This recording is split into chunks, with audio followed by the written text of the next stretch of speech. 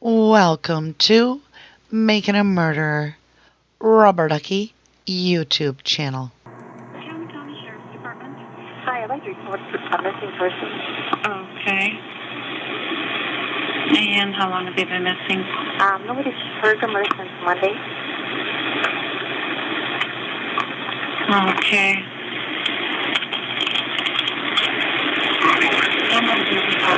Hang on 1 second, please, here. And where does this person live? She's our daughter. She lives right next door to us. Sober. That's her address? Right. And her name? Teresa. Paulbus.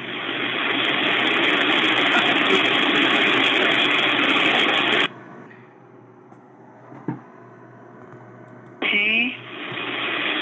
And your name? Karen. Paulbus. Karen? Karen. Karen, T-E-R? K-A-R. Oh, Karen, I'm sorry. That's right. Okay. What relationship is she to you? My daughter. Okay. And how old? She's 25. Okay. Do you know where she was last seen? She works for Auto Trader. They had gotten a fax from her on Monday at 10:31. They had faxed her today, but they don't know if she got it or not. They haven't heard from her. And we haven't talked to her since Sunday.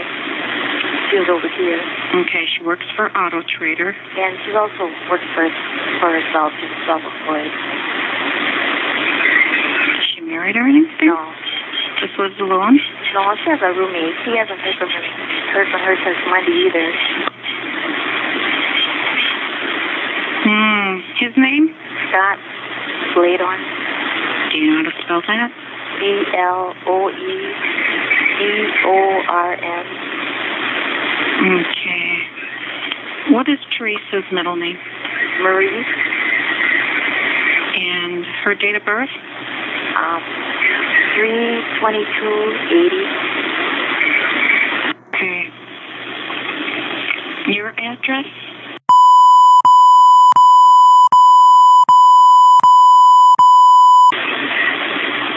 And you said...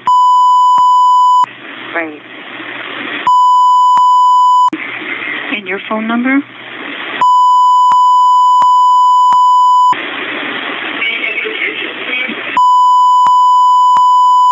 Right.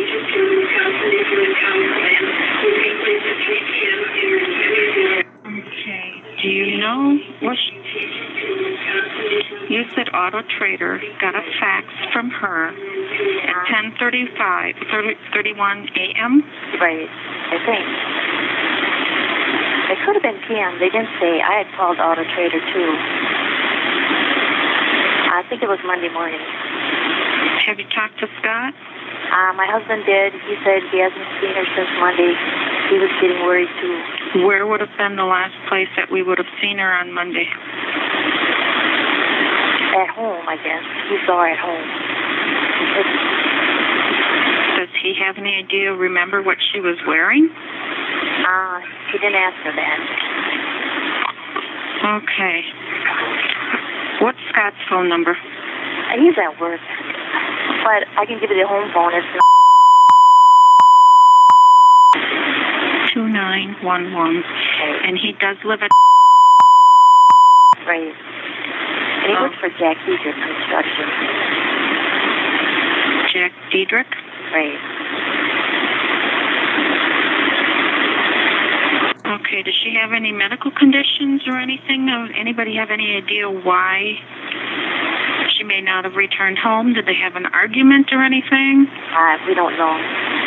She doesn't have any medical conditions that we know of. When does he get home from work? Did he say when he get home from work? Okay. They'll want to go over there and talk to him, see once, if they had an argument or anything that she maybe took off because she wanted to. They're not boyfriend, girlfriend or anything. Oh, they're not? No, they're not. Okay.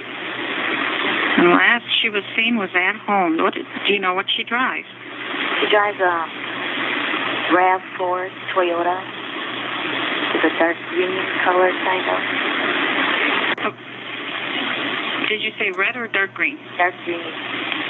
Ford Toyota? It's a RAV4. Oh, RAV. I thought you said red. Yeah. Okay, dark green RAV. Never heard of that. RAV. Ford Toyota, dark green. You have any idea what the plate number might be? No. No, I didn't think so. Okay, it would be, do you know if it's listed to her or if there's any? It is. Okay. When someone goes missing, the first person we think of is who they've become intimate with. And in this case, Teresa was intimate with Bradley Scheck. Now, interesting enough, he was married, and his wife filed a restraining order against him in 2004, and then 5 days later, filed for divorce. Let's look at this interview of Bradley Scheck by John Dietering and Investigator Wiegert. On Friday, 11/04/05 at 14:09 hours, Investigator Wiegert, and I did interview the following individuals concerning this matter. Information had developed that Bradley Scheck had been involved in a physical relationship with Teresa Halbach. Information developed that Mr. Scheck had possibly been calling Teresa Halbach after their relationship had terminated. Prior to asking Mr. Scheck any questions, he was advised that he was free to leave, was not under arrest, and could stop answering questions at any time he chose. He indicated he understood this and agreed to speak with us. Scheck indicated he is currently employed as an executive producer for CBS News. He states he reports for work at 1:30 a.m. daily. He went on to indicate Teresa Halbach is one of his best friends. He stated that their friendship goes in spurts, and she has worked on weddings as a photographer for the bride and groom, and Bradley has provided DJ service for the wedding. He states that they have been friends approximately 2 years. Bradley indicated that he and his ex-wife, who was identified as Casey Cronin, had posed for nude photographs, and Teresa had taken these photographs at Pierce Studios in Green Bay. He stated they had become comfortable with Teresa, and that they both agreed to pose for these photographs. The photographs appear to be very tastefully done. He stated that he had been divorced since August of 2005. However, when we step away from this interview and verify, the truth is that his divorce was actually finalized October 28th, 2005, only 3 days before Teresa went missing. And he lies and states August of 2005.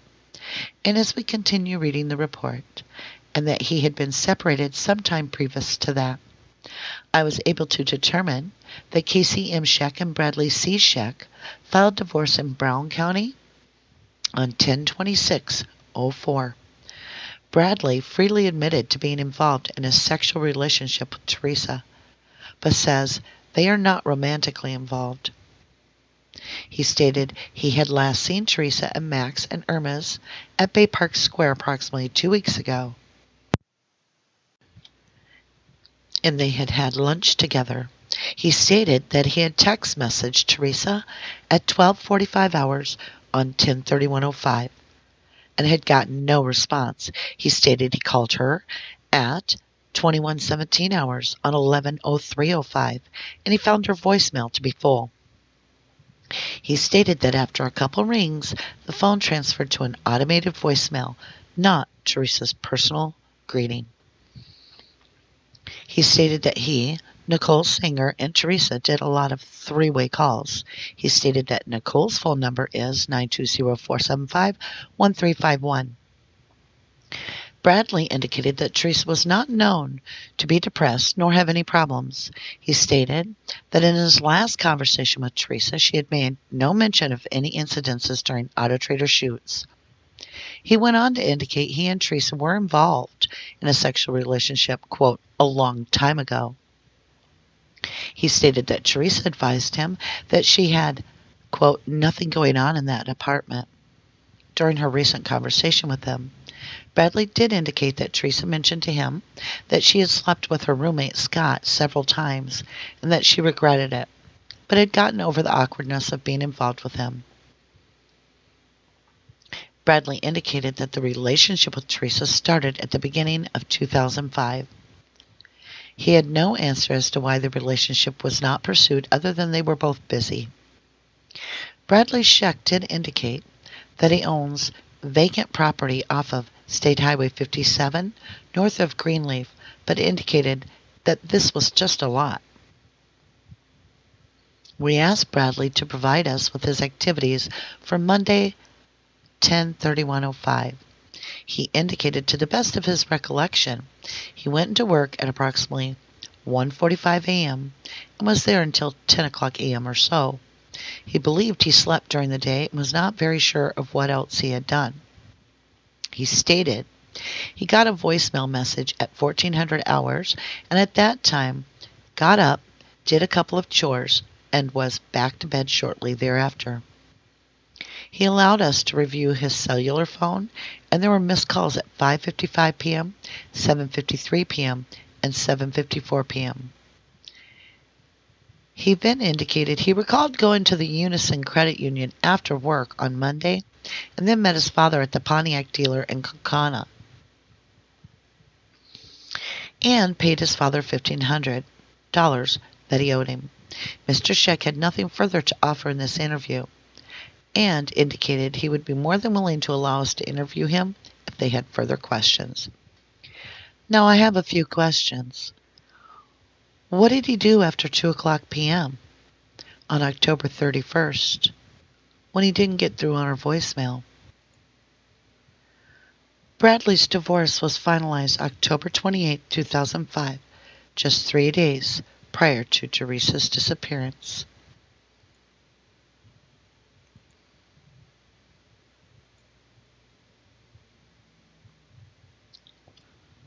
The plot thickens as we hear an interview of Jolene, a close friend of Teresa Halbach's. CASO, page 32. Jolene states she and Teresa had become very good friends recently. According to Jolene, Teresa had confided in her about a relationship she had with a guy by the name of DJ Bradley. Jolene did not know the subject's real name. However, she stated, he does have a DJ service called DJ Bradley. Teresa had confided in Jolene that Teresa had taken nude photographs of Bradley and his wife at the time. According to Jolene, after this, Bradley and his wife had broken up, and Teresa started dating Bradley. According to Jolene, Teresa stated to her that Bradley was weird, and she ended up breaking off the sexual relationship. Jolene did say that Teresa told her, meaning Teresa, had gone to a court case between Bradley and his wife in reference to the photos and negatives of the photos that she had taken of the two naked. She said this would have occurred approximately 5 to 7 months ago. At that time, Sheriff Pogel and I did go back into Teresa's bedroom. I did locate in a trunk, directly next to Teresa's bed, several nude photos of a male and female. Included with those photos were several negatives. There was a portrait order from Pierce Photography, which had the name Bradley and Casey Scheck. Could the unknown caller that Teresa said she didn't want to talk to be Casey Scheck? And if so, was Casey demanding her naked photos and negatives back from Teresa?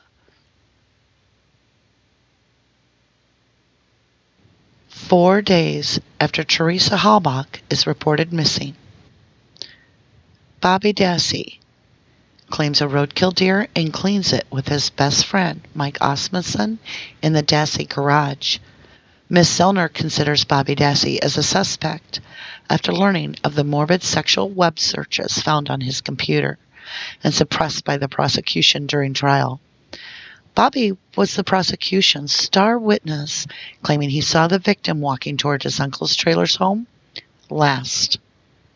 The timestamps of the frightening images and searches are when his mom, Barb, is at work and his brothers Brendan and Blaine are attending school. This only leaves Bobby Dassey or Scott Tadich, the mother's boyfriend, with the opportunity to have been the searcher of the disturbing images.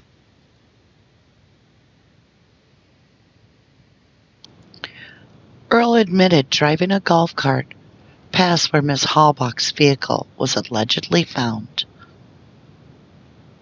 And even though Fabian and Earl claimed he knew every single car on the lot, Earl claimed he did not see Miss Halbach's car. Also, a cadaver dog alerted on a golf cart parked in a small garage behind the main residence on the salvage yard property. This is the flyover on the 4th versus the 5th. Do you see anything missing? Robert, Fabian, and Earl Avery are each other's alibis.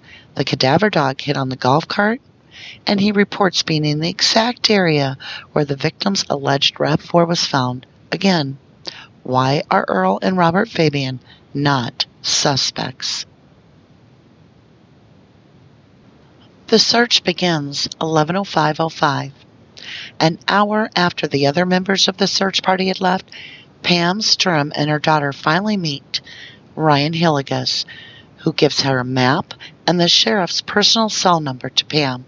Scott Blordorn, the victim's roommate, gives her a camera before she begins her search. Pam was the only searcher given these tools out of everyone in the search party. Did they know that Pam was going to find something to report directly to the sheriff and also would need the camera? On Saturday, November 5th, the Avery family had all left the property to go up to their other property in Crivitz, Wisconsin, except for one family member, and that was Earl Avery, Steven's younger brother. Pam Strum and her daughter Nicole were given permission by Earl to search the Avery salvage yard. 40 acres of salvage cars in row after row, yet Pam and Nicole were able to locate the RAV4 in under 20 minutes around 10 a.m. Saturday morning. Pam reported the VIN and that the vehicle was locked. Now that brings some questions for me. If the RAV4 was not seen on the flyover on the 4th, then did it just appear overnight? How did Pam and Nicole know where to start? Could you find your cousin's car in 15 minutes if it was hidden amongst 3,900 other vehicles? Well, you guys, somewhere in here, I've hidden a little tiny example of the RAV4. Could you find it? I put it where I think the RAV4 initially was found. Right here in the southwest part of the Avery salvage yard. Dispatch. Okay, I talked to Mr. Pagel's answer service was on. Okay. Okay. Okay, we are at Avery Salvage. Okay. Okay, and we're searching for the vehicle. Right. For Teresa Halbach. We have found a RAV4. What color specifically was her RAV4? And do you have a VIN number? This vehicle is green. all... Okay, this... I don't know, this is like a... 801. bluish green. Okay, do you have the ID number? Hold on. Number. Hold on. 801. Can you call dispatch right away? Do we have a VIN number? Okay, the VIN number. It's not on the side, Nick. Go on the other side.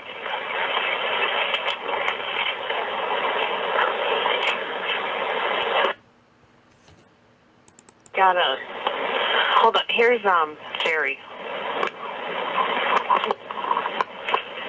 Hi, this is Sheriff Pago. Oh, Sheriff Pago. Hi, this is Pam Sturm. I'm on the search for Teresa Halbach, and we found a RAV4. You did? It's a bluish green, though. It's more blue than green. We just wanted to know if you got the VIN number for that vehicle. Yes, we do. We do have a VIN number. The we get the VIN number. I can't find it on the... Where is the vehicle at? I'm at Avery Salvage. Okay. It is all covered up. It's all covered up? Not all covered, but it's got a lot of stuff on it. Branches. I don't have my glasses. Okay, branches over it? Yeah. Where's the VIN number on something like this? Well, the VIN number would probably be on the windshield or underneath, on the dash, driver's side. Yeah, the driver's side, Nick. Looks through the front window. Through the front window. Mm-hmm. I'll give you Investigator Wiggert. He's got the VIN number here. Okay. Hi. Are you looking at it right now? Yeah, we can't find that VIN number. What color is it? It is bluish green. Does it look like a newer one? Yeah, it's the 99 to 2000. Is there any? More of a bluish green, though. That's why we don't want to put, Is there any license plates on it? No plates on it, but it's a little covered up. It's weird. It's covered up. Okay. Some of this. Can you get to the front of the car? Yeah, I will. It's Lemieux Toyota sticker on it. Does that have a... I don't know if they had a Lemieux Toyota sticker on it. I don't know about that. Is that okay if I go in the car? No, do not go in the car. Do not touch the car. Yeah. Stay on the outside of the car. Go over to the front on the driver's side. Yeah, I realize that. I'm in the business, so I kind of know, but I can't find a VIN number. I'm picking up the wipers. Okay. Can't find the VIN number. Isn't that funny? Well, here it is, Nick. I don't have my glasses. You don't have your glasses right either. There? My daughter's with me. Okay. Okay, now hang on. The last four digits, 3044. Okay, hold on. I gotta find it here again. 3044? Yeah. Okay. Can you go even more in? I don't know. Nick, can you look at any other numbers? There's some people out here, so we have to be careful, and, there's some, I don't know if they're employees or who they are, but they're like... Okay, Nikki, just... Can you see any other numbers? Yeah. Say it real slow, Nick. Can't see the very beginning numbers, but here goes. T0, Z, 5, X, 7, a 1 or a T, a 1 or a T. Okay, where are you? 30, is that the number? Where are you? No, you gotta tell me if this is the car. Okay, stop. I can't tell you anything. Where are you? I'm at Avery Salvage. Okay, are you on their property? Yes, I am. With their permission or not? Yes, sir. Yes, sir. Okay, stay right where you are. Do not touch anything. Do not go anywhere around that vehicle. Stay right where... What's your phone number? Is this it? I don't know that. Okay. What's your phone number? What's your phone number, Nick? I'll call them on the way. This is long distance. You need to dial the entire number. Okay. Stay where you are. Do not touch the vehicle. Do not let anybody else touch the vehicle. Don't touch it. Don't touch it, Nick. And I will be calling you shortly, okay? Well, I hope you can get me, Okay, just stay where you are. I'll find you. Well, we asked this guy real nice to come in here, so I hope... If you have a problem, you dial 911. Gotcha. We'll be on our way. We're going to have somebody over there as soon as possible. All right. Okay, thank you. Bye. Why did Pam Sturm lie? She's Teresa's cousin, but why would she lie? Out of 3,900 cars in the salvage yard, it took her and her daughter 20 minutes to locate the RAV4. The doors were locked, and it was only vehicle that had random debris laid up against it, which made it stand out from the rest of the salvaged vehicles. Later in trial, the investigator reported the vehicle identification number plate had been tampered with.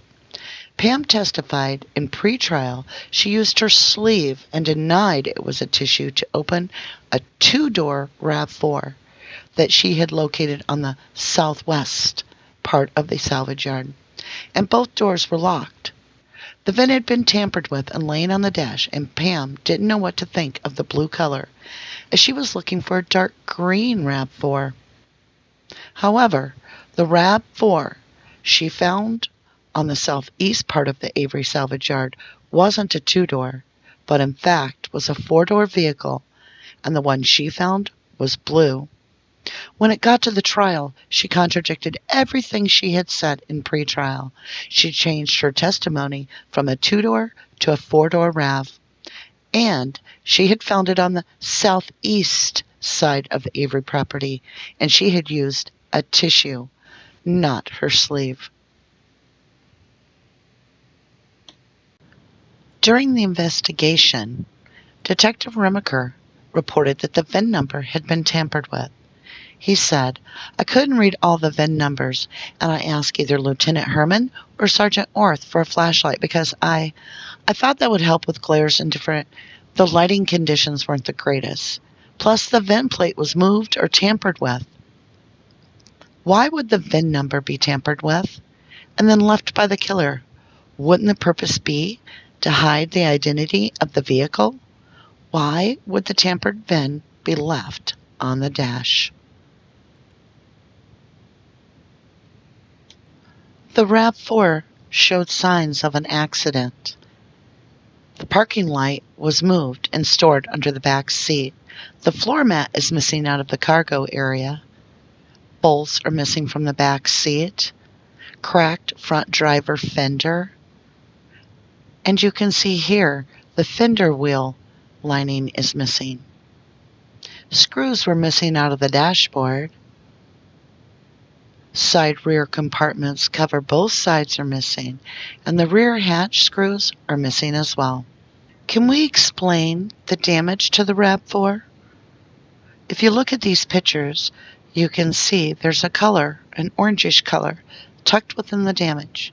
The RAV4 was found next to the berm which separated the Avery property from the quarry. There was a break in the berm on Conveyor Road which allowed access between the two properties. The Averys had parked vehicles horizontally across that gap to stop access, but Zellner explains that by analyzing the photographs from the scene and talking to witnesses, it became apparent that these cars have been moved. What's more, the damage on Teresa's car, the car light found in the boot, is believed to have occurred when pushing the Pinto bumper to bumper out of the way. There have been many discussions on the colors of the RAV. One of the reasons is because on the victim's missing picture, the poster, it showed a dark green and listed a dark green RAV, as well as the mother reported to dispatch that she had a dark green RAV. But yet, when we see the vehicle, it's blue-green. And what did Pam find? She found a very blue car. The RAV4 is factory listed as Mystic Teal, which is said to change color depending on the lighting. These are all photos of the RAV4, which was in custody yet all three different colors. Is it magic paint or is it different vehicles? Pam was expecting to find a dark green RAV4, but yet she didn't. She found what she called a bluish green, and she even said it was more blue than green. Now what's interesting is, here's the color chart. You can see that the vehicle she was looking for would have appeared more deep jewel green pearl, but what we found out that we had was Mystic Teal mica. Was color the only difference with the RAV? Well, take a close look. Look at the taillights. Not only are the colors completely different, but look at the taillights. One is red and the other is more yellow.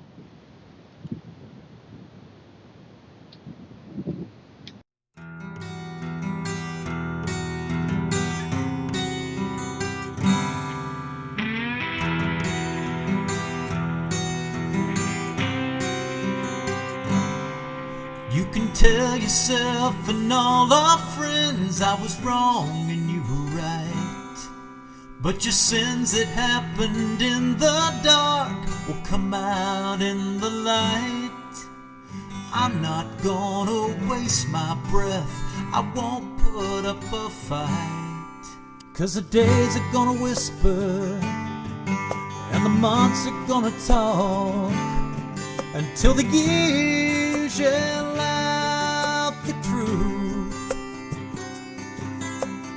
Time will tell, time will tell on you.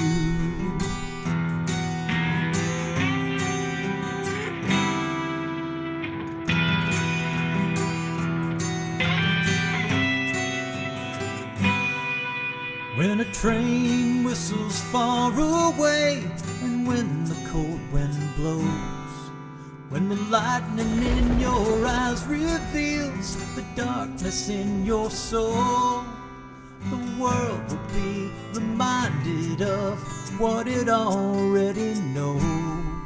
'Cause the days are gonna whisper and the months are gonna talk until the years yell out the truth. Time will tell, time will tell on you.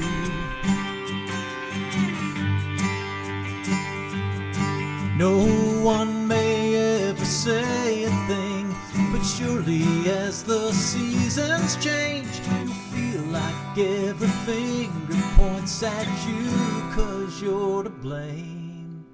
And the days are gonna whisper and the months are gonna talk until the years yell out the truth.